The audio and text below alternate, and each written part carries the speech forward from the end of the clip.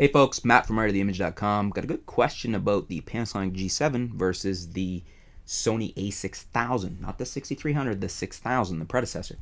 This fella's writing in from Taiwan. He says, hello, I'm a guy from Taiwan. I now consider the Panasonic Lumix G7 and their price is almost the same as the Sony a6000. Which will have a comparative advantage? Really difficult decision. Sharpness, A6000 seems really good. G7 recording quality, feeling ruthless, excellent. You can help me analyze it. Thank you.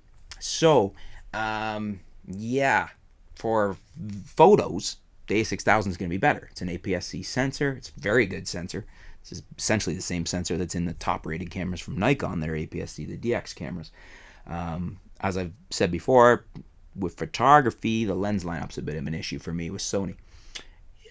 Video, I would take the G7 hands down because it's 4K and the A6000 isn't, and it's just a wonderful 4K recording system, and I think it probably has better autofocus than the A6000 in video as well as in photography. Still very competent photography camera. I've used it for that many times. I think people overestimate what they need megapixel wise and whatnot in photography, but the A6000 would win for dynamic range and full photographic specs.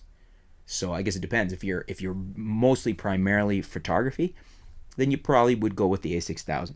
If you're heavily into video or even half into video, I would go with the G7. What do you guys think? Do you agree with me there? Would you go G7 if you're more heavily into video and not A6000? Or would you go the other way?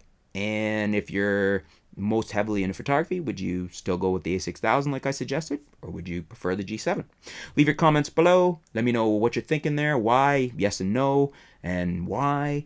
And thanks for your question. And stay tuned. We'll be back soon here at artoftheimage.com.